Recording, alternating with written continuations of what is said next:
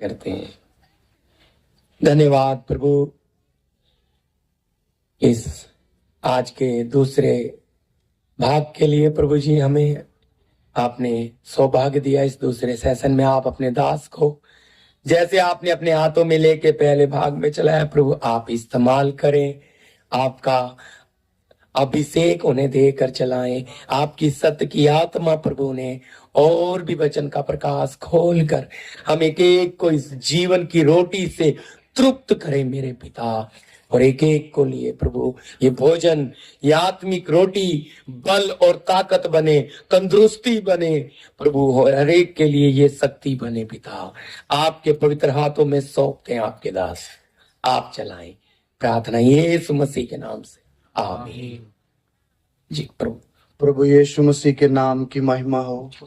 खुदाबंद ने फिर एक बार हमें दूसरे सेशन में आकर प्रभु के वचन के साथ संगति करने का अच्छा मौका दिया है। प्रभु जी का धन्यवाद। तो हम सब लोग प्रभु यीशु मसीह का चेला बनने के विषय में सीख रहे हैं।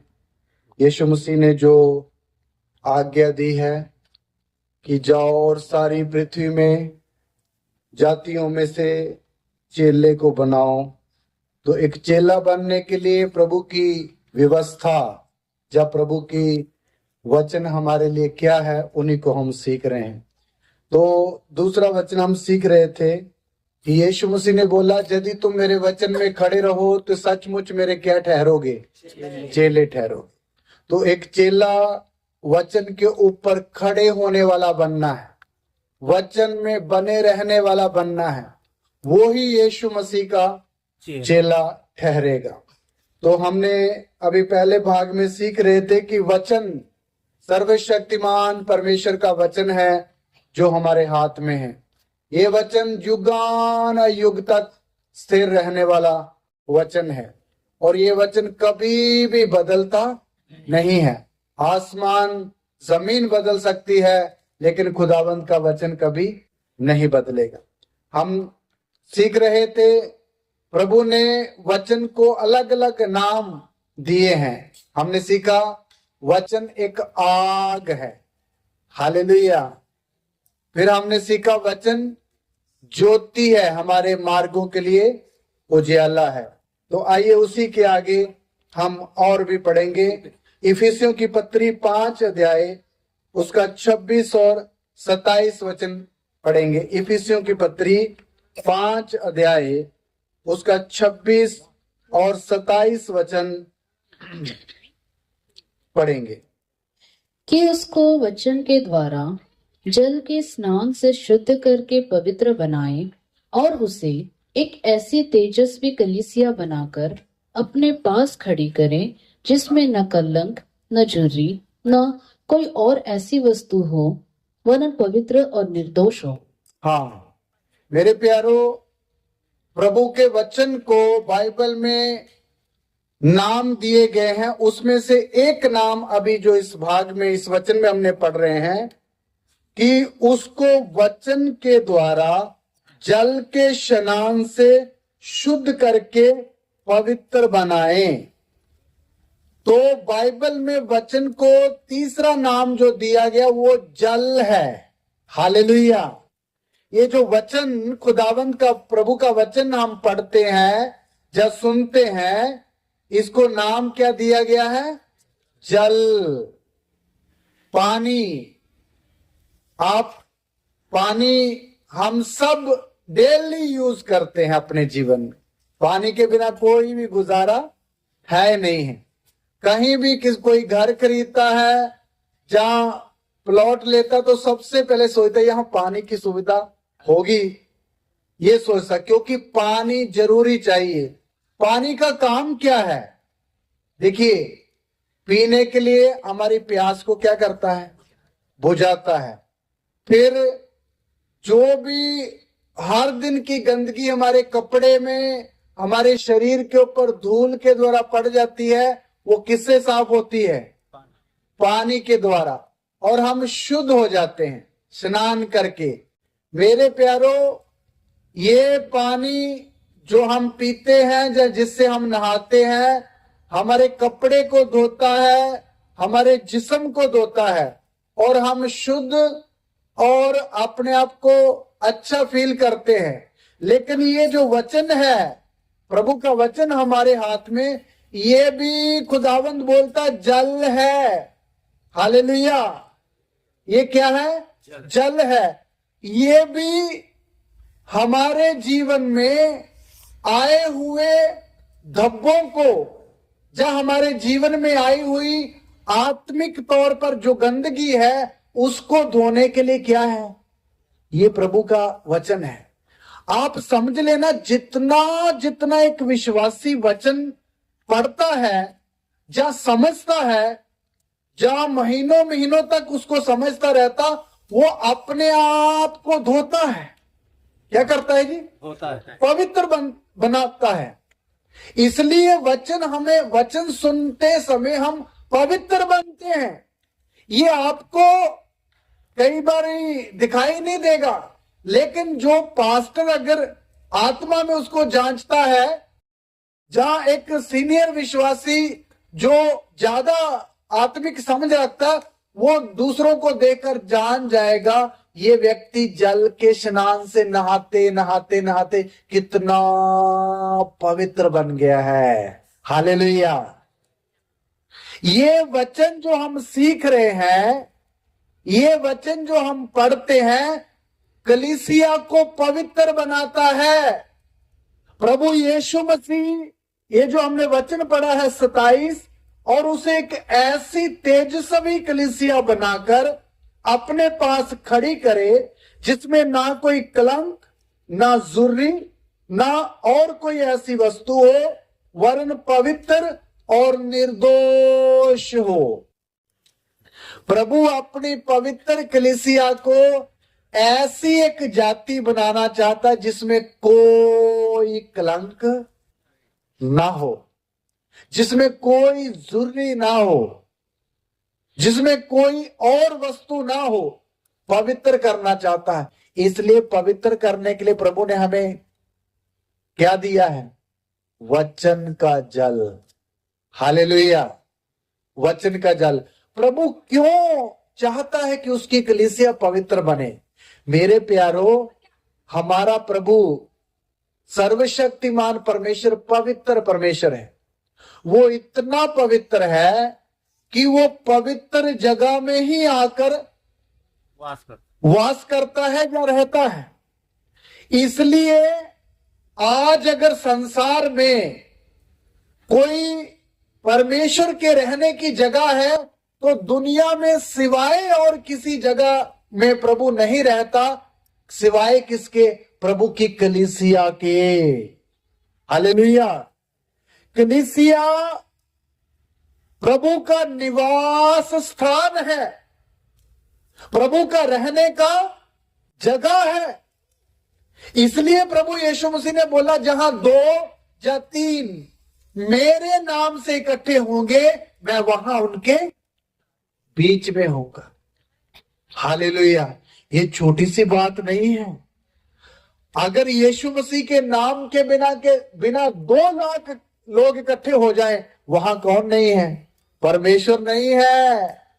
लेकिन यीशु मसीह के नाम से 10 लोग बैठे हैं, 20 लोग बैठे हैं, सर्वशक्तिमान परमेश्वर की उपस्थिति उनके क्या है? बीच में है।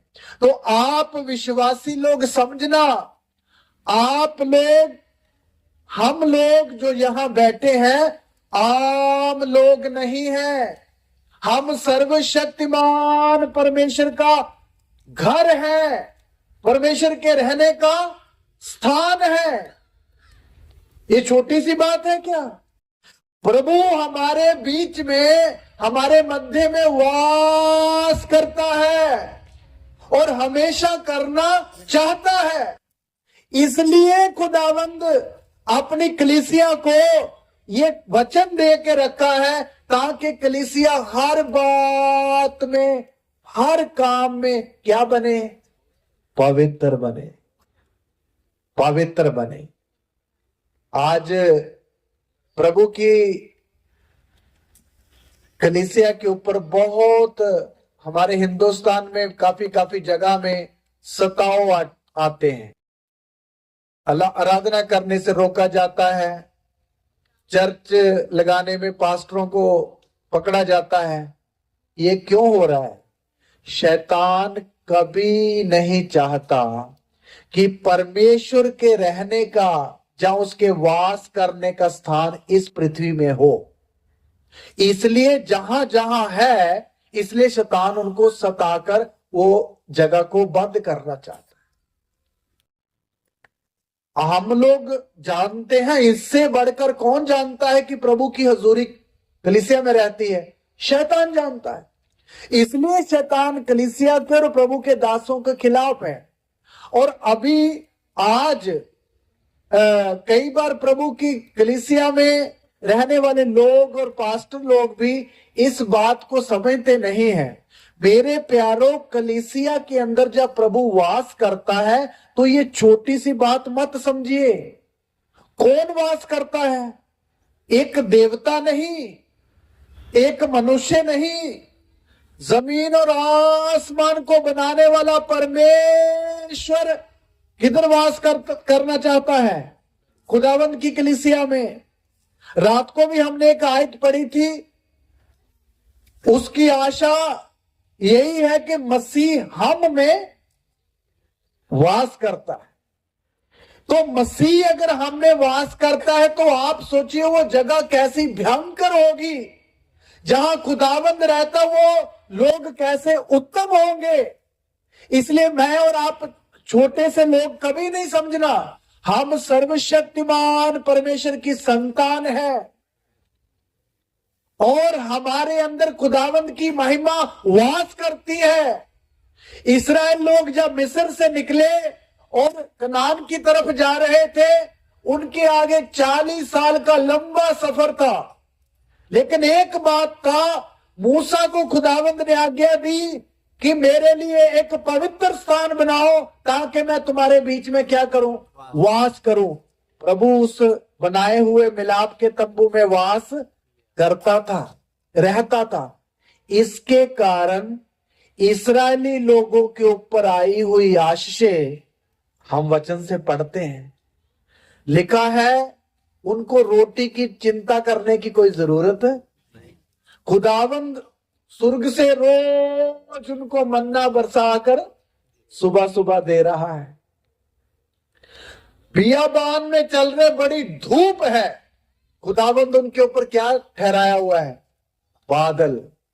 उनको धूप ना लगे बल्कि आराम से अपना सफर कर सकें। ये कैसे हो गया? सर्वशक्तिमान परमेश्वर उनके बीच में वास करने के कारण। उनके 40 साल उनके ना तो कपड़े फटे, ना उनके पांव फूले, ना उनके कोई नुकसान हुआ। क्यों? क्योंकि प्रभु उनके बीच में क्या करता था? वास करता था। और कितने राजा लोग उनको नुकसान पहुंचाने के लिए उनके ऊपर आक्रमण किया, हमला किया। कोई भी राजा जीतकर चले जाता था? नहीं। क्यों? क्योंकि सर्वशक्तिमान उनके बीच में क्या करता था? वास करता था। इसलिए राजा तलवार लेकर आता था, सेना लेकर आता था, लेकिन इजरायलियों को नुकसान नहीं पहुंचा सकता था। वो खुद नुकसान खाकर जाता था। इसलिए हम एक गीत गाते ना, सीहोन और ओग जैसे ताकतवर राजा इकट्ठा लड़ने आए। आप जब गिनती की किताब पढ़ोगे तो इन्होंने तलवार उठाकर इस्राएलियों को खत्म करने के लिए आए थे, लेकिन प्रभु ने अपनी बड़ी महिमा से उनको ऐसा मिट्टी में मिलाया, उनका पृथ्वी से नामो निशानी क्या कर दिया। इसलिए कि इतिहास बन के रह गए और कलीसिया को प्रभु ने दे दिया, लिखो और गाओ सीहोन और ओग जैसे। मेरे कहने का मतलब, इस्राएलियों के बीच में एक मिलाप वाला तंबू था जिसमें प्रभु क्या करता था? वास करता था। लेकिन हम तो सब एक एक प्रभु का क्या है? तंबू है। तो आप सोचिए हमारे अंदर वो सर्वशक्तिमान परमेश्वर स्वयं क्या कर रहा है, वास कर रहा है। तो फिर हमारा नुकसान करने के लिए जो कोई आता है वो कर पाएगा? नहीं। मैं अभी पास्टर हमारे बीच में आए, यूपी से उनसे बात कर रहा था वो कि आप उधर सेवकाई करते हैं तो क्या कोई प्रॉब्लम तो नहीं? उन्होंने बोला बहुत प्रॉब्लम है, कितने सेवकों को पकड़ के जेल में डाला हुआ है और वो उनकी जमानत भी नहीं होती है। तो मैं एक बात कर रहा था पास्टर के साथ, पास्टर प्रदीप जी के साथ, आज सेवक लोग अगर जेल में हैं तो हम जो प्रभु के लोग कलीसिया है संसार भर में, इनको प्रभु का वचन पता नहीं है। पतरस जेल में चला गया था तो कलीसिया पीछे क्या करती रह रही थी? प्रार्थना कर रही थी। वो प्रार्थना करने से प्रभु का दास अद्भुत रीति से बाहर आया नहीं आया? किसने बाहर निकाला? स्वर्गदूत ने। बंद दरवाजा, बंद गेट के होते हुए भी स्वर्गदूत अंदर जाके पतरस को बोला उठ और अपनी जूती पहन और गमछा अपने कंधे पर रख। पतरस ने सोचा शायद मैं कोई सपना देख रहा हूं। बाद में एक गेट अपने आप खुल गया, दूसरा गेट अपने आप खुल गया, फिर मेन गेट होता ना जिसके ऊपर लिखा सेंट्रल जेल, वो भी खुल गया। और फिर पतरस को लगा नहीं, जब स्वर्गदूत चले गया फिर उसको पता लगा सचमुच में ये हकीकत में है। अगर पतरस एक जेल से बाहर आ सकता, उस समय तो कलीसिया एक ही जगह थी यरूशलेम में। आज कलीसिया कहां कहां फैली हुई है? पूरे वर्ल्ड में। तो वर्ल्ड की कलीसिया की बात छोड़िए, हिंदुस्तान की कलीसिया अगर बुद्धिमानी के साथ वचन के अनुसार काम करें तो हमें किसी जगह एफआईआर करवाने की जरूरत नहीं है, किसी मंत्री के पास जाकर रिक्वेस्ट करने की जरूरत नहीं, पास्टर को बाहर निकालो। भाई स्वर्ग के परमेश्वर के आगे कलीसिया सब एक मन होकर घुटने टेक कर प्रार्थना में बैठ जाएं, जेल अपने आप खुलेगी नहीं खुलेगी?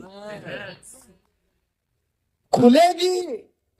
लेकिन बात क्या है, आज प्रभु की कलीसिया को खुदावंद की उपस्थिति और उसकी गंभीरता के बारे में जितना ज्ञान होना चाहिए वो नहीं है। भाई हमारे अंदर कौन वास कर रहा है, ये बात हमें अच्छी तरह पता होनी चाहिए। जो प्रभु हमारे अंदर जहां कलीसिया के बीच में वास करता है वो कौन परमेश्वर है, ये बात, ये गंभीरता हमें पता होना चाहिए। जिनको पता होता है वहां ही प्रभु काम करता है। पौलुस और सिलास को पकड़कर जेल में डाल दिया गया और उनके बैंत लगाए, खून निकल रहा है, बंद कर दिया, हाथ पांव काट में ठोक दिए गए। तो वो रो रहे थे ना, आधी रात के लगभग, दोनों हाथ बंधे हुए, चलो हाथ बंधे हुए लेकिन मुंह नहीं बंधा हुआ था, मुंह खुला। तो उन्होंने बोला चलो मुंह ही इस्तेमाल करो। उन्होंने एक गाना शुरू किया। मैं सोचता कौन सा गाना शुरू किया?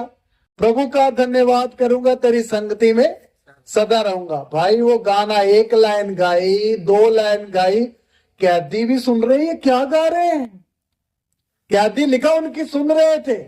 जैसे ही वो गाना 2-4 लाइनें उन्होंने चला तो खुदावंद ने उनकी पुकार को सुन लिया और वहां लिखा एक भूकंप हुआ। वो बड़े जेल खाने की नींव क्या करने लगी, हिल गई। कितने मोटे मोटे संगल यहां भी जो पांव में थी अपने आप खुलकर किधर गिर गए, नीचे गिर गए। सारे दरवाजे खुल गए। ये कैसे हुआ? सर्वशक्तिमान परमेश्वर हमारे बीच में वास करता है। पौलुस सिलास को अच्छी तरह ये पता था। क्या था? पता था।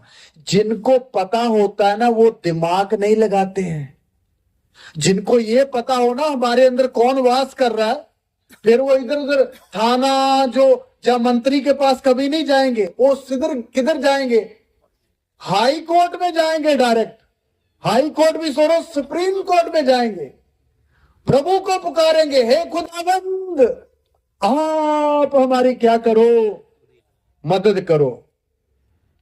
तो जिस प्रभु ने लिखा तू संकट के समय मुझे पुकार और मैं तुझे छुड़ाऊंगा, वो फिर अपने हाथ से अपने लोगों को क्या करता है, छुड़ाता। मेरे प्यारों, कहने का मतलब कलीसिया में प्रभु ने क्यों शुद्ध होने के लिए वचन देता है कि कलीसिया पवित्र बने, ताकि मैं उनके बीच में वास कर सकूं। मेरे प्यारों, जब प्रभु हमारे बीच में वास करता है, कौन फिर हमारा विरोधी हो सकता है। एक वचन में ऐसे लिखा, जब प्रभु हमारी ओर है तो कौन हमारा विरोधी हो सकता है। इसलिए हमारे अंदर आए हुए प्रभु को समझना है, हमारे अंदर आए हुए उस शक्तिमान परमेश्वर की वैल्यू को समझना है। हमेशा ये याद रखना है, मुझ में कौन रहता है। मेरे अंदर खुदावंद खुदा रहता है, वो प्रभु जिसने सब कुछ बनाया, वो मेरे हृदय में वास करता है। इसलिए ये झुंड जो यहां बैठा है हमारे अंदर, हम जब यहां बैठे हैं तो प्रभु की क्या है, उपस्थिति हमारे बीच में। इसलिए प्रभु कलीसिया को शुद्ध रहने के लिए बोलता है। इसलिए प्रभु कलीसिया को पवित्र होने के लिए क्या, कौन सा जल दिया हुआ है, वचन का जल। इसलिए हर व्यक्ति वचन को पढ़ता रहे और समझता रहे। जितना ऐसा करता है वो अपने आप का मान लो क्या कर रहा है, शुद्धिकरण करता है, शुद्धिकरण करता ही रहता है। ये एक दिन करने से नहीं होगा, रोज रोज करना पड़ेगा, तब ही प्रभु हमारे बीच में बना रहेगा। तो इसलिए प्रभु ने वचन का जल दिया गया और उसको नाम दिया है जल। धन्यवाद। इसके अलावा और भी याकूब की पत्री, इफिसियों की पत्री 6 अध्याय का 17 वचन, अगला नाम जो प्रभु ने दिया हुआ है उसको पढ़ेंगे। और उद्धार का टोप और आत्मा की तलवार जो परमेश्वर का वचन है ले लो। हाँ, एक और नाम दिया है प्रभु के वचन को बाइबल में, उसका नाम है वचन की तलवार। Hallelujah, hallelujah. मेरे प्यारो, ये जो वचन हम सीख रहे हैं, इसको अगला नाम क्या दिया गया है, तलवार। तलवार, तलवार का काम क्या है, काटना, टुकड़े टुकड़े करना तलवार का काम है। मेरे प्यारों, ये जो वचन की तलवार है, ये खुदावंद ने कलीसिया को दी हुई है। और ये तलवार ऐसी चोखी तलवार है, इसके दोनों साइड क्या है, धार है, इधर भी और इस साइड भी, दोनों साइड धार है। इसलिए प्रभु ने ये तलवार कलीसिया को दी है, ताकि खुदावंद चाहता है प्रभु की कलीसिया एक लड़ाई के मैदान में है। हालेलुया। आप समझना, हम जगत में रह रहे हैं, प्रभु के पीछे चल रहे हैं, तो भी हम एक लड़ाई के मैदान में हैं। इसलिए प्रभु ने लड़ने वाले योद्धाओं को हाथ में एक एक क्या भी दी है, तलवार दी है। इफिसी 6 अध्याय हम पढ़े तो वहां आत्मिक हथियारों के बारे में लिखा हुआ है। मेरा विषय वो नहीं है, उसमें 6 हथियारों के बारे में हम पढ़ते हैं। 5 हथियार जो है वो हमारी सुरक्षा के लिए है, जैसे उद्धार का टोप, धार्मिकता की जिलम, सुसमाचार के तैयारी के जूते, और क्या है, विश्वास की ढाल। ये 5 जो हथियार है वो हमारी सुरक्षा के लिए है।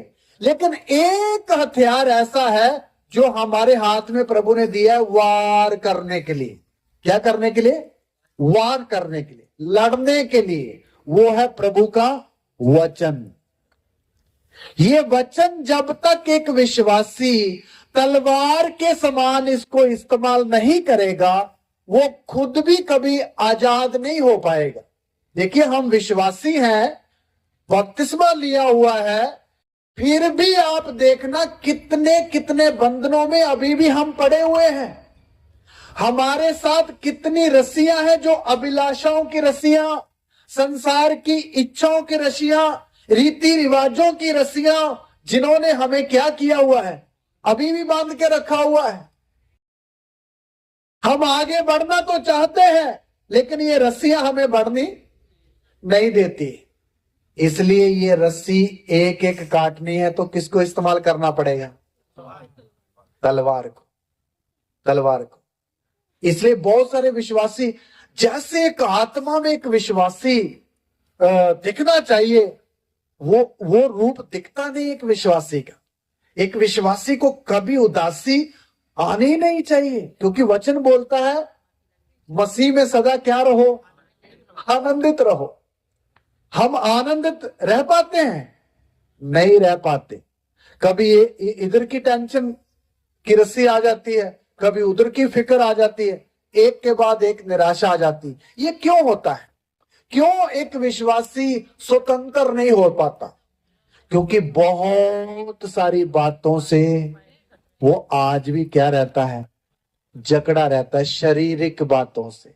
इसलिए मेरे प्यारों, प्रभु ने तलवार दी है। सबसे पहले एक विश्वासी इस तलवार को इस्तेमाल करके जो जो आपके जीवन में रुकावट की रस्सियां हैं, उन एक एक रस्सी को क्या करे? काटना है। आपने देखना कौन सी आदत मुझे मसीह में आगे बढ़ने के लिए रोकती है, उसके ऊपर वचन की क्या चलाएं? तलवार चलाएं। और कौन सी रस्सी है जो वचन की तलवार के आगे अपने आप को बोलती मैं सख्त हूं?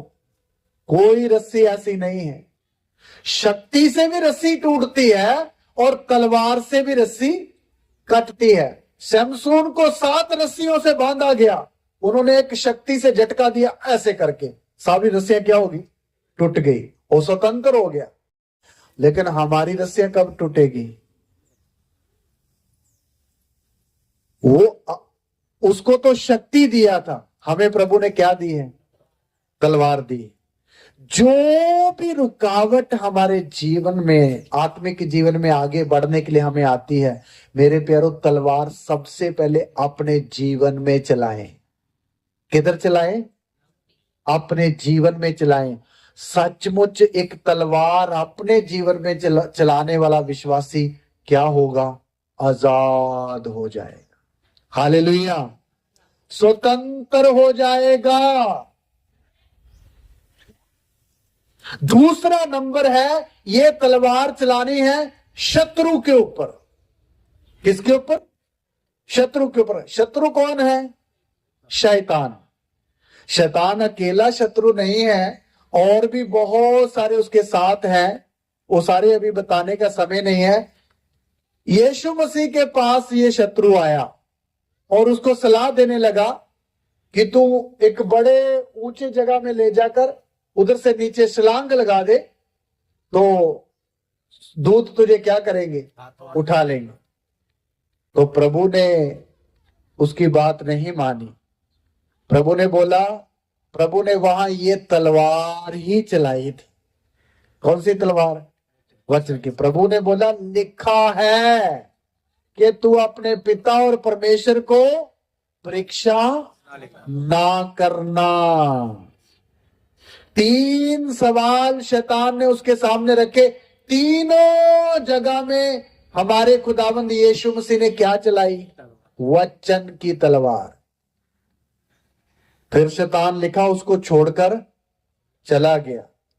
हमारे पास भी शैतान आता नहीं आता है? लेकिन हम कई बार उसका सामना तलवार से नहीं करते, हम अपनी बुद्धि से सामना करना शुरू कर देते हैं। इसलिए वो शैतान यीशु को तो छोड़कर चला गया, हमें छोड़कर कभी जाता नहीं है।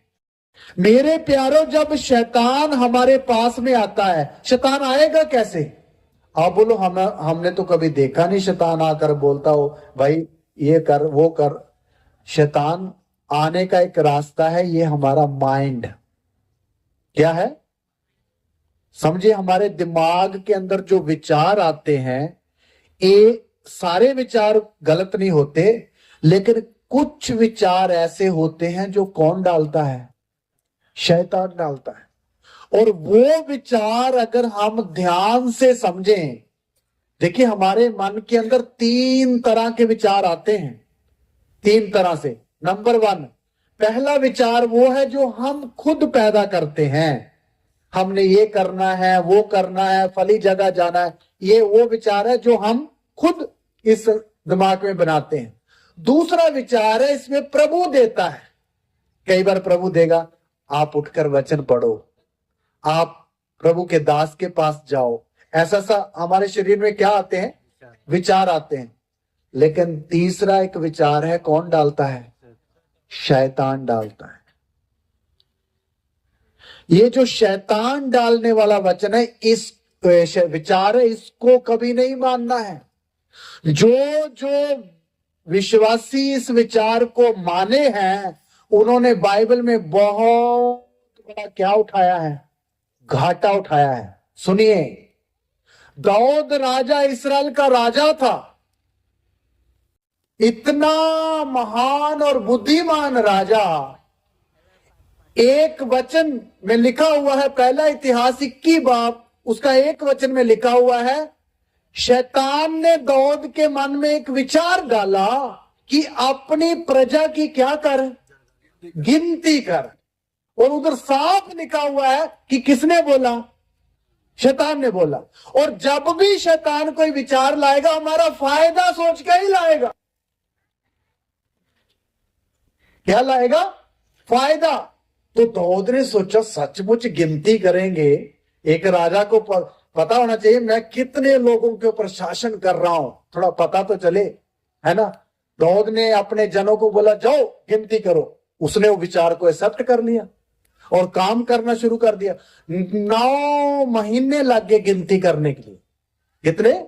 उस समय डिजिटल का युग नहीं था कि 9 दिनों में गिनती हो जाए, 9 महीने लग जाए। इतने बड़े चिट्ठा लाकर दाऊद के आगे रख दिया, राजा तेरी फौज इतनी बड़ी, पब्लिक इतनी ज्यादा, जिनके ऊपर तू क्या कर रहा है? राज्य कर रहा है। आपको मालूम, वो गिनती तो दाऊद ने कर ली। अगले ही समय एक नबी दाऊद के पास आकर बोल रहा है, हे राजा, जो तूने काम किया है वो मूर्खता का काम किया है, इसलिए अभी प्रभु तेरे सामने 3 विपत्तियां रखता है, उनमें से एक विपत्ति तुझे क्या करनी पड़ेगी? ये लेनी ही पड़ेगी, क्योंकि तूने प्रभु की नजर में क्या किया है? पाप किया है। देखिए, अगर वो वचन को ध्यान से पढ़ो तो दाऊद बोलता है, हे गाद नबी, मैं तो बड़े संकट में पड़ गया हूं। ये संकट किसने दिया? शैतान ने तो दिया, लेकिन शैतान जब तक हम उसमें सांझी ना हो, शैतान अपने आप से कुछ कर नहीं सकता। दाऊद ने खुद वो संकट शैतान की बात को मानकर अपने जीवन में लाया। 3 विपत्तियां उसके सामने रखी। पहली विपत्ति क्या थी? जा तो 3 साल तेरे देश में अकाल पड़ेगा, मैं बारिश नहीं दूंगा, मैं खेतों में अन्न नहीं उपजाऊंगा। ये पहली विपत्ति है। दूसरी विपत्ति है 3 महीने की। 3 महीने जो तू राजा से लड़ाई लड़ेगा, अपनी शक्ति से लड़, मैं मदद नहीं करूंगा। कौन बोलता?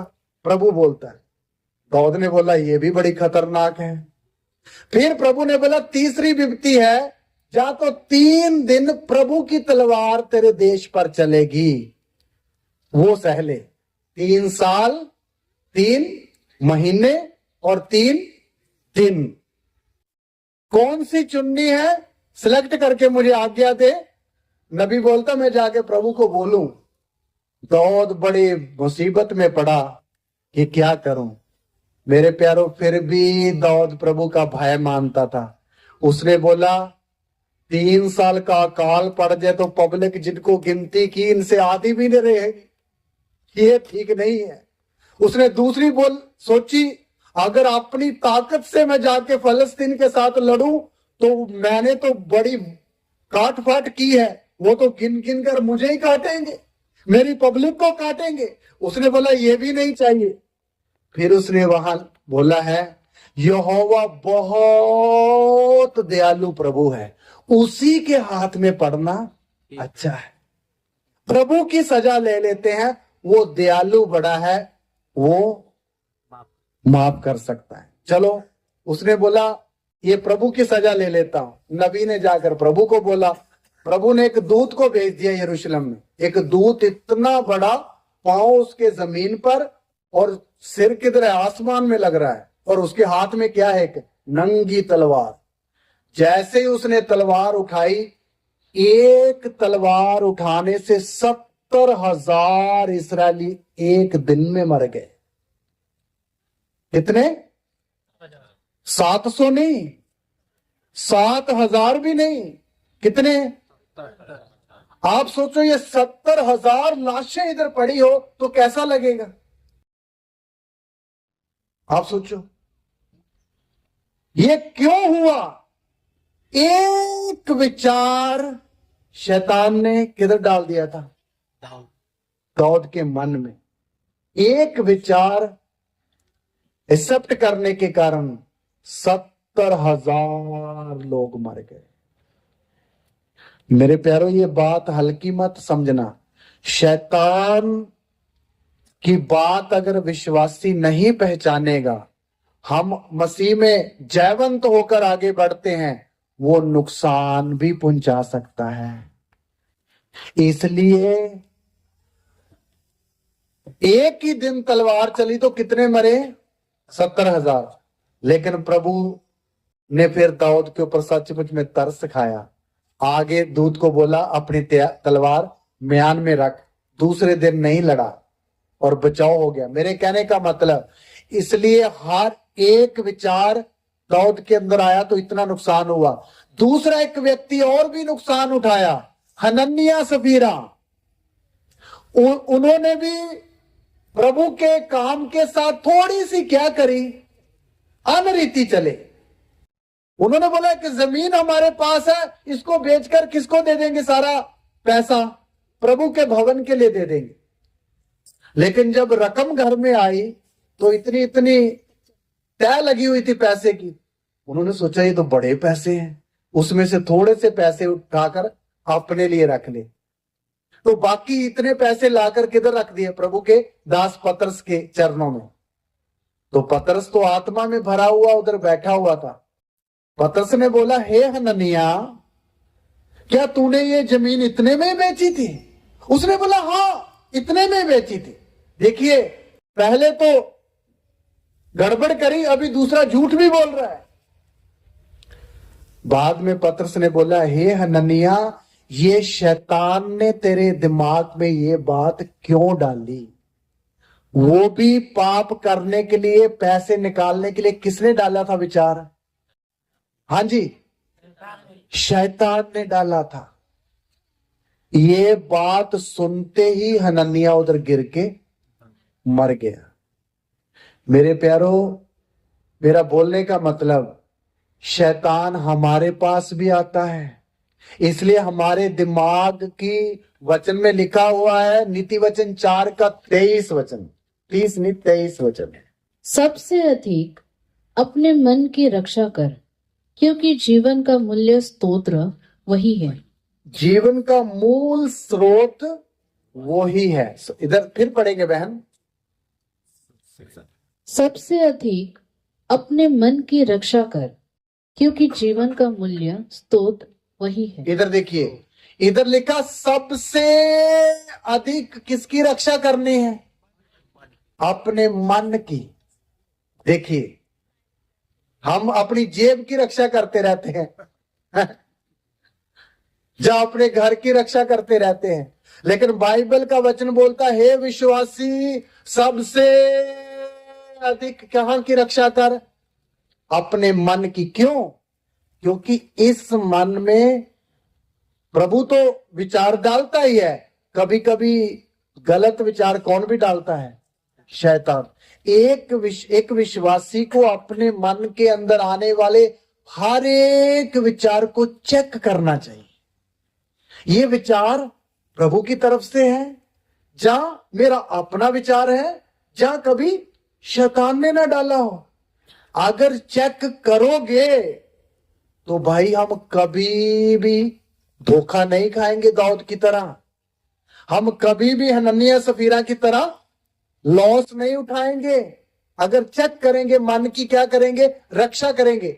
और अगर विचार आता भी है, वायरी का काम है विचार डालना। विचार आने कभी बंद हम कर नहीं सकते हैं, लेकिन उस विचार के अनुसार काम करना या नहीं करना वो किसके हाथ में है? हमारे हाथ में। इसलिए प्रभु ने तलवार क्यों दी है? वायरी के ऊपर चलाने के लिए। इसलिए यीशु मसीह के पास शैतान आया तो उसने तीनों बातों का जवाब तलवार से दिया, यानी वचन से दिया। इसी तरह हमें भी हर बात का जवाब, जो विचार आता भी है अगर दिमाग में, तो उसका सामना कैसे करना है? वचन की तलवार से। कई बार शैतान विश्वासी को बोलेगा, देख तेरे से फला गलती हो गई थी ना 2 दिन पहले, अभी प्रभु तेरे साथ नहीं है। अभी तो जितनी भी प्रार्थना करे, चर्च जाए, रोजा रखे, लेकिन प्रभु तेरे साथ तो है नहीं, क्योंकि तूने पाप किया, वो तो छोड़ के चला गया। उस समय विश्वासी सचमुच में बहुत बार निराश हो जाते। देखिए शैतान बहुत चालाक व्यक्ति है, उसका तजुर्बा बहुत बड़ा है। वो हमारे जैसे लोगों को तो एक चुटकी में उल्लू बना सकता है, इसमें कोई शंका नहीं। इतना बड़ा महिमा में रहने वाला आदम को जब उसने घेर लिया, इतना बड़ा भजन संहिता की पुस्तक लिखने वाला दाऊद को उसने घेर लिया, तो फिर मैं और आप बोलिए कौन है? कुछ नहीं। लेकिन इसका मतलब ये नहीं कि हम उसको पर कभी जय पा नहीं सकते। अगर हम अपनी तलवार को पैने में तीखी करके रखेंगे और हमेशा अपने मन की रक्षा करेंगे, तो भाई हम शैतान के हर जुक्ति के ऊपर जय पा सकते हैं। ये नहीं है कि ये हो नहीं सकता, हो सकता है। हालेलुया। इसलिए वचन, कोई भी विचार आता है उसको परखना है। अगर वो शैतान की तरफ से आपको दिखता है तो उसके ऊपर वचन निकाल कर वार करे। शैतान बोलेगा, वे विश्वासी प्रभु तेरे साथ नहीं है, तूने पाप किया है। आप वचन से आयत निकालो, इधर लिखा है, अगर पहला यूहन्ना 1:7 वचन निकाल कर बोलना है, उधर लिखा, जो कोई अपने अपराध को मान लेता है, प्रभु उसको क्षमा करने और उसको शुद्ध करने में विश्वास योग्य और धर्मी है। आप शैतान को ऐसा जवाब देना है, ठीक है मेरे से पाप हुआ है, मैं निर्बल हूं, लेकिन मेरे खुदावंत का वचन ये बोलता है अगर पाप हो भी गया है तो जो मानकर उसको छोड़ देता है उस पर रहम किया जाएगा। नीति वचन 28:13 में लिखा हुआ। वचन निकाल कर बात करो। पहला यूहन्ना 1:7 में लिखा है, वो शुद्ध करने के लिए विश्वास योग्य और क्या है? धर्मी है। आप एक वचन जब बोलोगे अपने इस विचार के सामने, वो विचार दूसरी बार कभी भी आपको ब्लैकमेल नहीं करेगा, आपको आकर कभी भी ब्लैकमेल नहीं करेगा। इसलिए मेरे प्यारों, आज हम विश्वासी लोग जयवंत जीवन ना जीने का कारण क्या? हम तलवार नहीं चलाते। अब हम वैरी के सामना करते समय क्या नहीं चलाते हैं? तलवार नहीं चलाते। और तलवार ना चलाने वालों को प्रभु की एक सजा भी है। पढ़िए यिर्मयाह नबी की किताब, उसका 48 अध्याय का 10 वचन पढ़िए। जो तलवार नहीं चलाते हैं, प्रभु उनके लिए क्या बोलता है?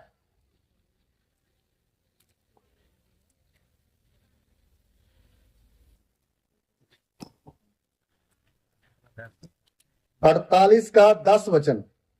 शापित है वह जो यहोवा का काम आलस्य से करता है, और वह भी जो अपनी तलवार लहू बहाने से रोक रखता है। हाँ, मैं फिर पढ़ता हूं, सब लोग सुनिए। श्रापित है वह जो यहोवा का काम आलस से करता है, और वह भी जो अपनी तलवार लहू बहाने से रोक रखता है। तलवार इसलिए दी है कि लहू बहाया जाए। अगर कोई नहीं बोले, नहीं मैं अपनी तलवार को गंदी नहीं करना चाहता, इसको क्या करके रखना चाहता, चमकती हुई साफ रखना चाहता, तो आप कभी भी जय पा नहीं सकते। वो तलवार ही किस काम की जिसके ऊपर लहू नहीं लगा हो। कितने दुश्मनों का गला काट काट काट के तलवार लहू से भीगी होनी चाहिए। हालेलुया। तो ही आपका तजर्बा बढ़ेगा। क्या चलाने के लिए? तलवार चलाने के लिए। इसलिए अभी इजराइल है ना, इजराइल अभी लड़ाई लड़ रहा है गाजा के साथ, उसके बाद अभी लेबनान के साथ, फिर अभी और भी एक दुश्मन इकट्ठा हो रहा है उसके साथ। आप देखो, इजराइल छोटा सा, आपके मुंबई शहर से भी उसकी जनसंख्या 3 गुना कम है, फिर भी पूरा वर्ल्ड उसका लोहा मानता है। क्यों? वो अपनी तलवार को ना कभी साफ नहीं रखता है। उसकी तलवार हमेशा चलती ही रहती है। अभी हमास का गला काट के अभी हिजबुल्लाह के पीछे पड़ा है, अभी इसका भी काट कर फिर हुती के पीछे पड़ने वाला है, अभी फिर सीरिया के पीछे। वो अपनी तलवार कभी भी म्यान के अंदर रखने का समय नहीं होता उसको, इसलिए उसका तजुर्बा ज्यादा है। उसके ऑपरेशन इतने खतरनाक है, आप पढ़ के देखो, सुन के देखो, इतनी इतनी बड़ी बुकें हैं एक एक ऑपरेशन के ऊपर। हम लोग भी अपनी तलवार जो वचन की तलवार है, ये चलाने से कभी क्या नहीं करनी है, रोकनी। हर दिन एक विश्वासी के अंदर ऊट पटांग का विचार आते समय, या शैतान हमारा रास्ता रोकते समय, या संसार के लोग हमें गलत सलाह देते समय, कितनी बार आपके मुंह से क्या निकलनी है? वचन की तलवार। यीशु के वचन में ऐसा लिखा है, प्रभु के वचन में ऐसा लिखा है, प्रभु का वचन ये बोलता है, प्रभु का वचन यहां ये बोलता है। तो आप सोचिए, फिर तलवार चलेगी तो फिर जय आएगी नहीं आएगी? इसलिए प्रभु के वचन में लिखा, वो मेमने के लहू से, वो अपने मुंह की गवाही के वचन से क्या हुए? जयवंत हुए। हालेलुया। इसलिए मेरे प्यारो, वचन एक तलवार है जो विश्वासी को दी है वायरी से सामना करने के लिए। तो हमने वो सामना करना है, तो ही हम जयवंत होंगे और आगे बढ़ेंगे। प्रभु का धन्यवाद। हालेलुया। इसलिए ये वचन इसलिए खुदावंद ने दिया है कि हम इसको इस्तेमाल करें। इससे बढ़कर और भी क्या करना है वचन? आइए पढ़े कुलुस्सियों की पत्री, उसका 3रा अध्याय, उसका 16 वचन पढ़ेंगे। मसीह के वचन को अपने हृदय में अधिकाई से बसने दो, और सिद्ध ज्ञान सहित एक दूसरे को सिखाओ और चिताओ, और अपने अपने मन में अनुग्रह के साथ परमेश्वर के लिए भजन और स्तुति गान और आत्मिक गीत गाओ। हाँ, इसमें बहुत सारी बातें हैं, लेकिन एक पॉइंट लेना चाहता हूं। मसीह के वचन को अपने हृदय में अधिकताई से बसने दो। मेरे प्यारो, ये जो वचन है, यीशु का चेला बनने के लिए जो हमें वचन प्रभु देता, लिखा है अपने हृदय में बहुतायत से इस वचन को क्या करने देना है? बसने देना है। देखिए, हम अपने मन में कितनी कितनी चीजों को बसा के रखा हुआ है, आपको पता है। वो ठीक है, लेकिन उससे भी ज्यादा हर एक विश्वासी के मन में क्या बसना है? वचन। आज्ञा लिख कर दी है, अपने हृदय में क्या बसने दो? वचन बसने दो। इसलिए आजकल जब परिस्थिति हमारे सामने आती, हमें वचन याद नहीं आता, दिमाग का आइडिया याद आता है। ऐसा क्यों? उसका कारण पता क्या? हम अपने हृदय में क्या नहीं बसाते हैं? वचन नहीं बसाते हैं। देखिए, ये वचन ऐसा है, नींबू के अंदर से जो एक गुठली निकलती है, नींबू के अंदर से बीज बीज, उसको कभी इसमें पकड़ के देखो, इस दोनों के अंदर रखी जाएगी? वो इतना चिकना होता है, कभी इसको पकड़ के देख, ट्राई करना, कभी भी इन दोनों में आप कस के पकड़ो, नहीं पकड़ सकते हैं, किसी ना किसी जरिए से फिसल के निकल जाएगा। ये वचन भी हमारा दिमाग कभी इसको अपने मन में रखना चाहता नहीं है। क्या नहीं करता? नहीं चाहता। आप कितना भी वचन सुनो, जैसे भी आप घर से चर्च से बाहर निकलोगे, आपका दिमाग से वचन निकल जाएगा। और बाइबल में साफ लिखा है, शैतान उनके मनों से आकर वचन को चुरा ले जाता है। इसका मतलब शैतान का एक नाम है चोर। देखो, उसकी चोरी करने की जगह कहां है? इधर का चोर तो घर लूटता है, जेब लूटता है, बैंक लूटता, लेकिन शैतान चोर क्या लूटता है?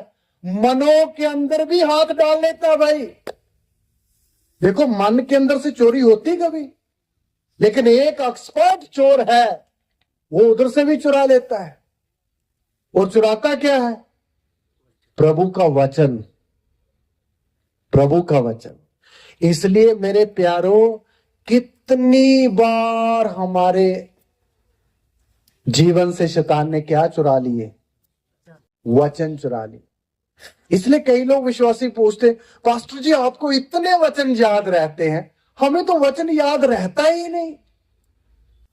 कई ऐसे सवाल पूछते, ये कैसे होता है?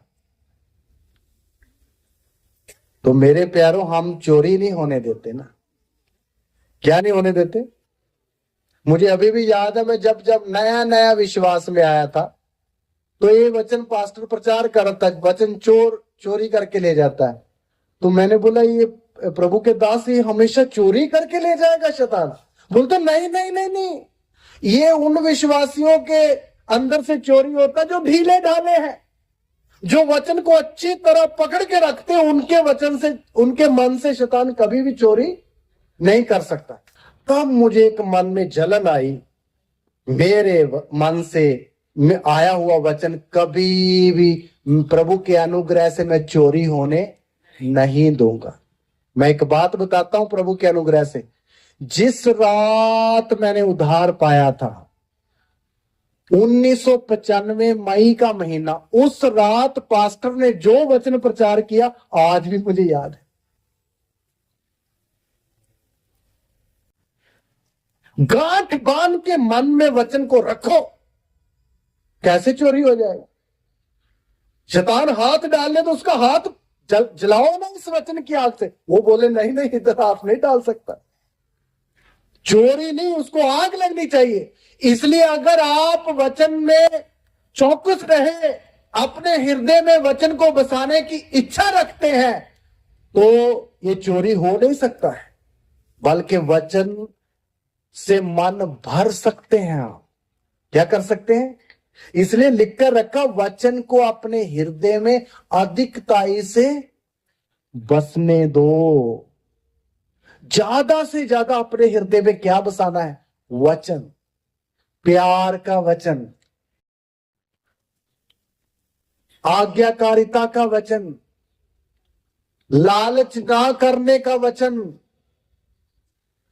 किसी को निकम्मा ना जानने का वचन, मेल मिलाप का वचन। हर प्रकार का वचन एक विश्वासी के हृदय में क्या करके रखना है? बसा के रखिए मेरे प्यारों। उसका फायदा पता कब होगा? फायदा क्या होगा? जैसी भी परिस्थिति आपके सामने आएगी, तुरंत आपको वचन याद आएगा। क्या याद आएगा? लेकिन होता क्या है, जब कोई हमारे सामने परिस्थिति आती है जहां हमने किसी को प्यार दिखाना होता है, वहां प्यार का वचन याद नहीं आता, बल्कि थोड़ा सा मूड याद आ जाता है। नहीं, यहां नहीं बोलना है, तो इसलिए प्रभु काम नहीं करता ना हमारे जीवन में, क्योंकि वचन अंदर नहीं है। नहीं तो जो व्यक्ति वचन को अपने हृदय में रखता है उसके जीवन में वचन क्या करता है? काम करता है। आइए मैं एक दास आपको बताता हूं जिसने अपने हृदय में वचन रखा हुआ था। पढ़िए दानियल नबी की किताब, उसका 1 अध्याय।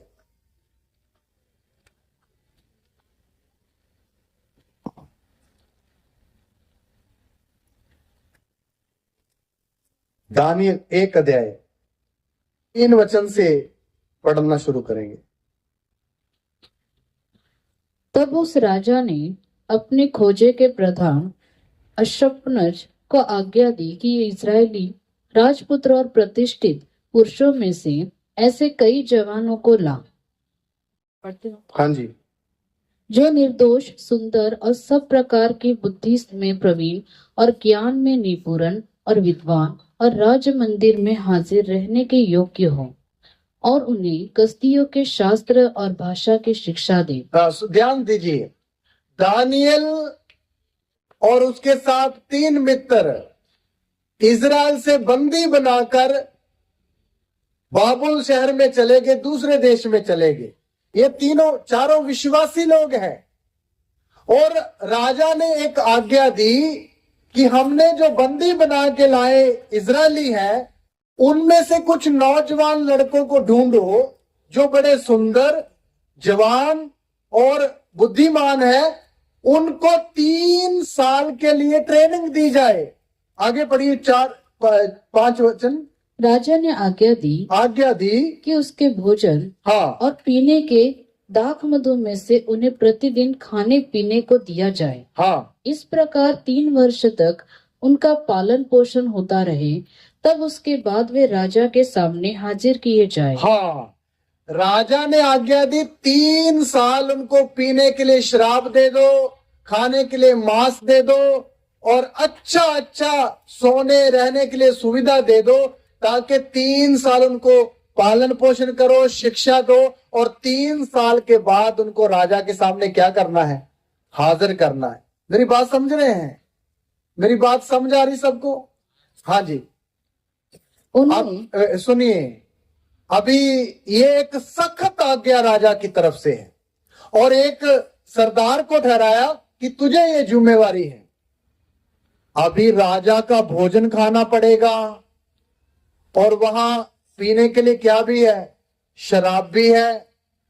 लेकिन ये विश्वासी 4 जो उधर सिलेक्ट हो गए, ये अभी क्या करें? अगर राजा का भोजन खाएं तो वचन टूटता है, अगर वचन को पालन करें तो राजा की आज्ञा बहुत सख्त है, नहीं मानी तो गर्दन भी उड़ सकती है। क्या करें? तो मेरे प्यारों, दानियल जो प्रभु का दास था,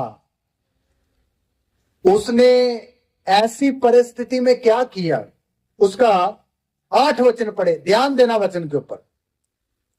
परंतु दानियल ने अपने मन में ठान लिया कि वह राजा का भोजन खाकर और उसके पीने का दाख मधु पीकर अपवित्र न हुए।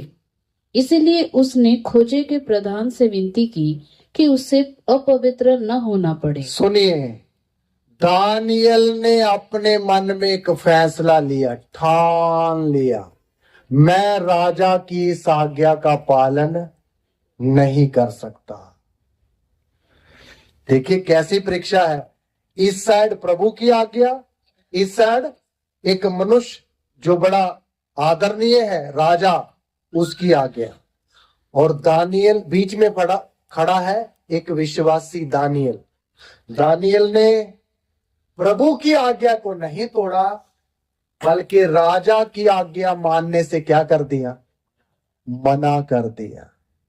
मेरे प्यारो सुनिए, विश्वासी लोग, आज हमारे सामने भी ऐसी परिस्थितियां आती है या नहीं आती? कितनी जगह आती है। अभी अभी इधर आने से 1 हफ्ता पहले एक विश्वासी मेरे से बोल रहा है, मेरे घर में एक डेथ हो गई है, तो उधर मुझे ये करना पड़ेगा रीति रिवाज, तो मैं क्या करूं? तो मैंने बोला पवित्र आत्मा से पूछो क्या करना है, वचन याद दिलाएगा। तो बाद में 2 दिन के बाद मिला, बोला मैंने वो काम नहीं किया जो प्रभु के वचन के विरोध में था। उसको क्या मिल गई? जय मिल गई। थोड़ी सी कुछ बातें सुनने के लिए मिली, लेकिन प्रभु के वचन को उसने क्या किया? ऊंचा किया।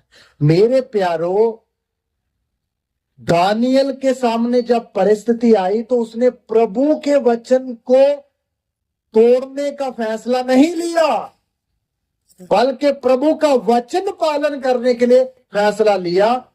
बाद में राजा की आज्ञा भी जरूरी है, उसके लिए प्रभु ने एक अलग से उसके लिए रास्ता बना दिया। मेरी बात समझ रहे हैं? ये क्यों हुआ? जब राजा की आज्ञा ना मानने के लिए और वचन ना तोड़ने के लिए दानियल ने अपने मन में ठान लिया, तब खुदावंद ने उसके उस काम में उसकी सहायता करी। वो क्या सहायता करी? 9 वचन पढ़िए। परमेश्वर ने खोजे के प्रधान के मन में दानियल के प्रति कृपा और दया भर दी। हाँ, तब वहां एक शब्द लिखा, तब, क्योंकि खुदावंद खुदा को पता चल गया मेरा दास मेरा वचन तोड़ना नहीं चाहता, इसलिए प्रभु ने उसके ऊपर जो ठहराया हुआ सरदार था उसके मन में अपनी कृपा और दया दोनों भर दी। दानियल के ऊपर क्या कर? रहम कर। इसको शराब ना पीने दे, इसको वो भोजन ना खाने दे जो मेरी व्यवस्था के विरोध में आता है। वो ही दानियल, आपको मालूम, प्रभु की आज्ञा मानकर परमेश्वर ने उसकी सहायता करी। उसी राजा के राज्य में एक ऊंचे पद पर उसको क्या मिल गई? नौकरी मिल गई। और वो ही दानियल उसी राजा को सलाह देने वाला एक मंत्री बन गया। हालेलुया। राजाओं को मशवरा देने वाला मंत्री बन गया। कौन? दानियल। कैसे हुआ? क्योंकि उसने वचन के साथ समझौता नहीं किया। इसलिए मेरे प्यारो, आप और मैं, हम जो वचन प्रभु के आज पढ़ते हैं, सुनते हैं, हमने ये वचन सुनने और पढ़ने वाले केवल नहीं, अपने जीवन में एक एक वचन के अनुसार उसमें खड़े रहना है, जीवन बिताना है। हालेलुया। जीवन बिताना है। तब आप अपने जीवन में देखोगे वचन मानने से कितनी बड़ी प्रभु की महिमा होती है। जिन जिन दासियों ने प्रभु का वचन माना और उसके अनुसार उन्होंने खड़े रहे, खुदावंद ने वहां बड़े बड़े काम उनके जीवन में किए। क्या मानने से? वचन मानने से। हालेलुया। इसलिए हमने वचन को सुनने वाले केवल काफी नहीं, बल्कि वचन के ऊपर क्या करने वाले बनना है? खड़े रहने वाले बनना है। खड़े रहने वाले बनना, क्योंकि प्रभु यीशु ने बोला, यदि तुम मेरे वचन में बने रहो तो सचमुच मेरे क्या ठहरोगे? चेले ठहरोगे। तो हमने वचन में बनना है, वचन में बनना। इसलिए जो जो वचन आप लोगों के हृदय में बोया जाता है उसको आपने करना क्या है? पढ़िए याकूब की पत्री 1 अध्याय। जो वचन आपके हृदयों में बोया जाता है उस वचन को करना क्या है? 1 अध्याय का 21 वचन पढ़े।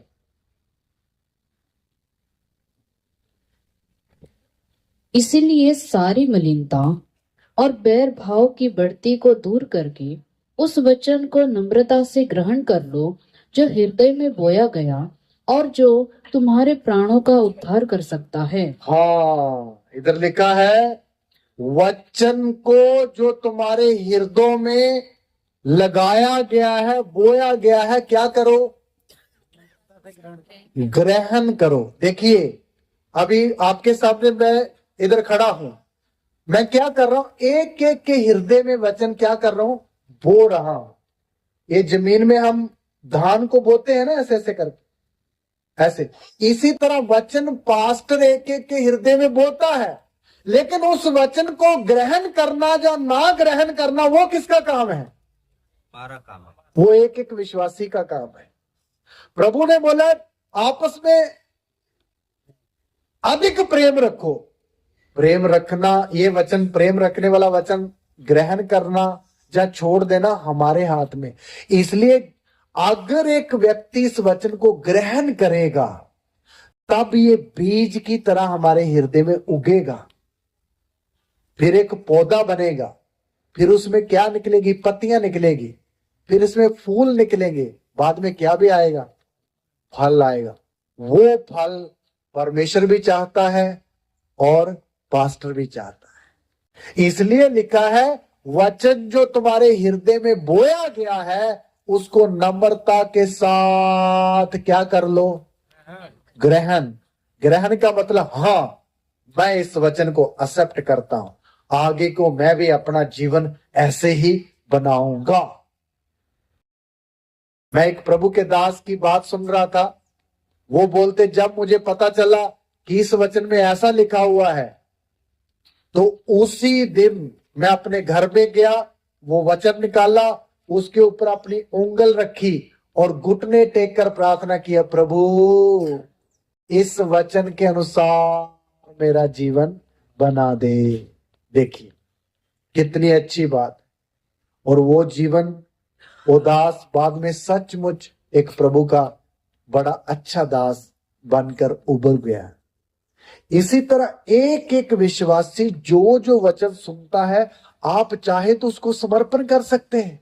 प्रभु के वचन के ऊपर हाथ रखें, प्रभु इस वचन के अनुसार मेरे जीवन में काम करो, प्रभु इस वचन के अनुसार मेरा जीवन बना दो, प्रभु इस वचन के अनुसार मैं अपने आप को आपके हाथों में अर्पित कर देता हूं। आप मेरे जीवन में क्या करो? काम करो। जब आप अपने जीवन में वचन को काम करने का मौका दे दोगे तो प्रभु काम करेगा नहीं करेगा? जरूर करेगा। ऐसे ही लोगों को तो प्रभु ढूंढता है जो अपना हृदय प्रभु के आगे अर्पण करे। हम गाना तो गाते हैं, करता हूं अर्पण तेरे आगे, लेकिन हकीकत में वो गाना तो शिक्षा है। हमने सचमुच में अपने आप को प्रभु के वचन के सामने क्या करना है? सौंप देना। प्रभु ये वचन को मैं कबूल करता हूं, मेरे जीवन में इसको बढ़ने दीजिए, मैं इसको ग्रहण करता हूं। इसलिए 21 वचन में लिखा, 22 वचन भी पढ़िए। परंतु वचन पर चलने वाले बनो और केवल सुनने वाले ही नहीं जो अपने आप को धोखा देते हैं। देखिए इधर लिखा वचन को सुनने वाले नहीं बल्कि उसके ऊपर सुनने वाला व्यक्ति अपने आप को क्या देता है? धोखा देता है। वचन को सुनने वाला धोखा कैसे होता है? 23 वचन भी पढ़ेंगे तो समझ आएगा। क्योंकि जो कोई वचन का सुनने वाला हो और उस पर चलने वाला न हो तो वह उस मनुष्य के समान है जो अपना स्वाभाविक मुंह दर्पण में देखता है। हाँ 24वीं। इसीलिए कि वह अपने आप को देखकर चला जाता और तुरंत भूल जाता है कि मैं कैसा था। हाँ, जो व्यक्ति वचन को केवल सुनता है लेकिन उस पर चलता नहीं, वो ऐसे व्यक्ति के समान है जो आईने में अपना चेहरा देखता है और देखकर तुरंत भूल जाता है कि मैं कैसा हूं। मेरे प्यारो, ये भी वचन हमारे लिए एक आत्मिक आईना है। क्या है? आईना है। इस आईने के सामने जाने से हमारा ये फेस दिखाई देता है, लेकिन इस आईने के सामने जाने से हमारे अंदर का, हमारी गलतियां, हमारी कमियां, हमारे अंदर कितनी कमी है वो हमें दिखाई देती है। लेकिन जब इस आईने के सामने जाने से इधर कुछ काला लगा है तो हम उधर रहने देते हैं। उसी समय ऐसे ऐसे करके तुरंत वॉशरूम में जाके क्या कर देते हैं? मुंह को धो के पूरा साफ करके फिर हम निकलते हैं ऑफिस के लिए। मेरे प्यारो, इसी तरह जब हम वचन के सामने आते हैं, ये वचन हमें हमारी कमी घटी को बताता है, हमारी कमजोरियों को हमारे सामने खोल के रखता है, तब हमने इग्नोर नहीं करना है। क्या करना है? उसी समय, प्रभु मेरे अंदर इतनी गलतियां हैं, मेरे अंदर इतनी कमजोरियां हैं, आप इस वचन के द्वारा मुझे क्या कर दो? शुद्ध कर दो। मेरे अंदर से ये बात को निकाल दो। प्रभु के सामने बोलना है, प्रभु के सामने ऐसा बोलना है, प्रभु आप निकाल दो, तेरे वचन से मुझे पता चल गया है मैं यहां कमजोर हूं, आप इस कमी को मेरे अंदर से दूर कर दो। आप जब प्रार्थना करोगे तो मेरे प्यारों अपना लिए प्रभु को बोलोगे तो प्रभु जरूर हमारे अंदर से वो कमी को क्या करेगा? निकाल देगा। दाऊद प्रार्थना करता है, हे प्रभु मैं तेरी इच्छा पूरी करना चाहता हूं, मुझे अपनी इच्छा पूरी करना सिखला दे। हालेलुया। इसी तरह मैं और आप भी ये वचन के आगे आकर प्रभु से प्रार्थना करेंगे तो जरूर प्रभु हमें भी सिखलाएगा, नहीं सिखलाएगा? सिखलाएगा। इसलिए वचन में लिखा सुनने वाले नहीं बल्कि क्या बनना है? चलने वाले बनना, चलने वाले बनना है। इसलिए प्रभु यीशु मसीह ने एक उदाहरण दिया, मैंने रात को भी आपको बताया था। दो व्यक्ति घर बनाने के लिए गए, प्रभु ने बोला जो मेरी बातों को मानता है, उधर ऐसा शब्द लिखा, जो क्या करता है? सुनकर उन्हें मानता है, वो उस बुद्धिमान व्यक्ति के समान है जिसने चट्टान पर घर बनाया। लेकिन जो सुनकर मानता नहीं वो किसके समान है? निर्बुद्धि के समान। असली चेला वो ही बन पाएगा जो प्रभु की बात सुनकर क्या करता है? मानता है। अगर नहीं मानेगा तो हमेशा क्या बन के रहेगा?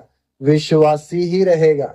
भले 5 साल का हो जाए, 7 साल का हो जाए, 10 साल का हो जाए, तो क्या रहेगा? विश्वासी। लेकिन प्रभु की आज्ञा क्या है? क्या बनना है? चेला बनना है। चेला वो है जो वचन को सुनकर उसे मानता है। तो आइए हम अपनी आंखों को बंद करें और अपने सिरों को झुकाएं और प्रभु के सामने इन वचनों के लिए प्रार्थना करें। हालेलुया। प्रभु ने कितने वचन की बातें हमारे सामने हमें दी है। हालेलुया। Song hallelujah. कितनी बातें प्रभु ने दी है कि हम इन वचनों से ज्ञान प्राप्त करें, प्रभु से प्रार्थना करें। प्रभु जो वचन आज आपने मुझे दिए हैं, हालेलुया, ये वचन मेरे हृदय में मैं कबूल करता हूं। हालेलुया। प्रभु ये वचन मेरे हृदय में पड़े ना रहे बल्कि बहुत सारा फल लेके आए करके ऐसा हो जाए। हालेलुया। प्रभु के आगे प्रार्थना करें, वचन के आगे अपने मनों को हलीम बनाए। वचन में लिखा है जो कोई व्यक्ति नम्रता से वचन में बोए गए, मन में बोए गए वचन को ग्रहण करता है, हालेलुया हालेलुया, वो ही आशीष पाएगा। धन्यवाद पिता तेरे सुंदर वचनों के लिए, तेरा धन्यवाद। Hallelujah hallelujah hallelujah. तेरा शुक्र हो, तेरा धन्यवाद हो पिता, तेरे पवित्र वचनों के लिए जो आपने हमें दिए, जो आपने हमारे सामने खोल कर हमें बताए हैं। इनके लिए तेरा बहुत बहुत धन्यवाद, तेरा शुक्र हो, तेरी तारीफ हो मेरे प्रभु। तेरी तारीफ हो खुदाबा। Hallelujah, hallelujah.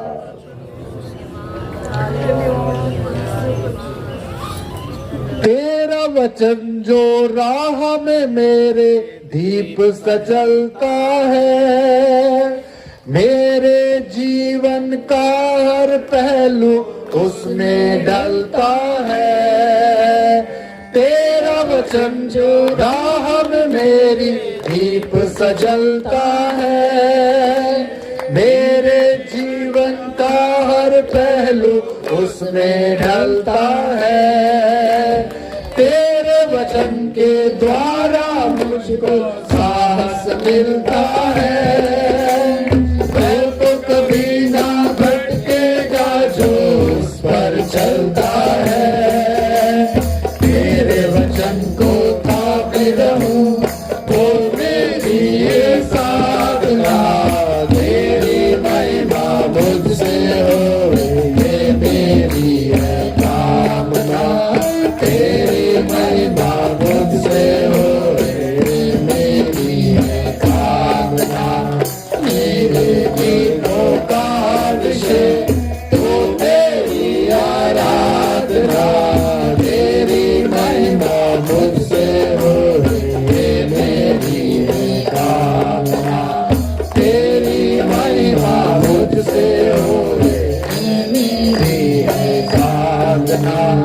वचन चुनौती देकर पूछे तुझसे बारंबार, यीशु मसीह को बनाया तुमने जीवन का आधार। वचन चुनौती देकर पूछे तुझसे बारंबार, यीशु मसीह को बनाया तुमने जीवन का आधार। सोचना होगा हर प्राणी को क्या है वो तैयार, देखो शायद करना आए करना ना इनकार।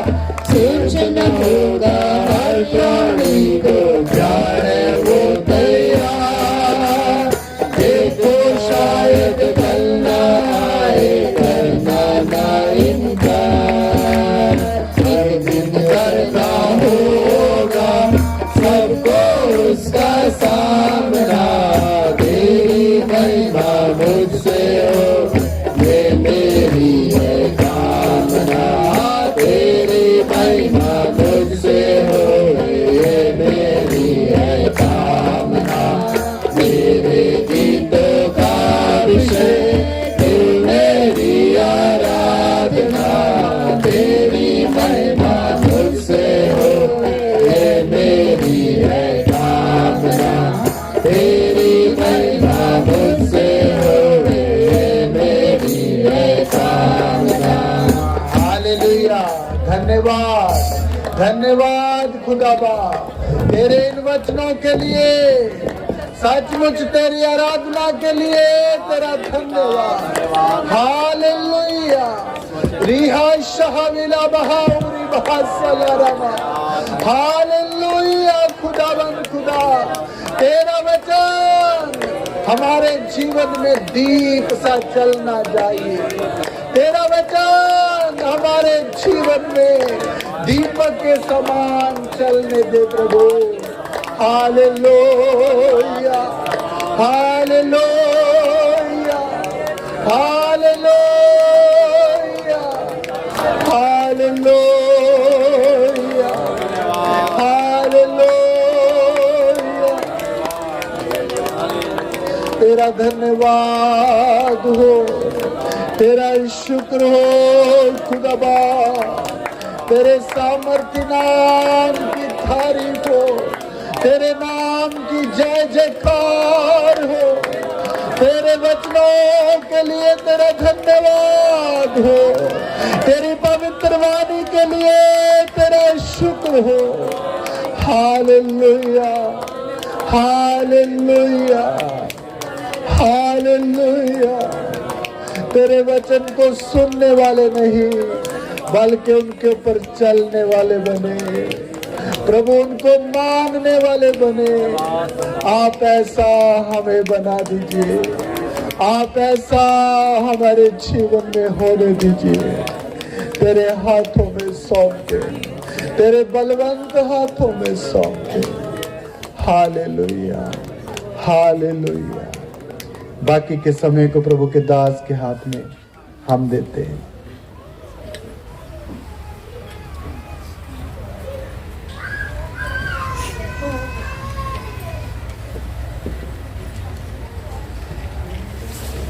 आइए प्रार्थना करते हैं। धन्यवाद स्वर्गीय पिता, परम प्रधान प्रभु, आपने अपने दास के द्वारा प्रभु हमें एक को प्रभु हमारी जरूरत का आत्मिक भोजन दिया है प्रभु जी। इस भोजन के लिए हम आपका धन्यवाद देते हैं प्रभु। ये हर एक के लिए प्रभु आत्मा में ताकत और बल का कारण हो प्रभु, इनके हृदय में अधिकाई से बसने पाए प्रभु, ये वचन जड़ पकड़ने पाए, कि एक हृदय में बसने पाए, एक एक के लिए प्रभु ये आत्मिक उन्नति का कारण हो, आत्मिक सामर्थ्य और ताकत का कारण हो प्रभु पिता। इस दिए हुए वचन के लिए हम धन्यवाद देते हैं। सबों की जीवन को आपके हाथों में सौंपते हैं प्रभु। प्रार्थना यीशु मसीह के नाम से, आमीन। अभी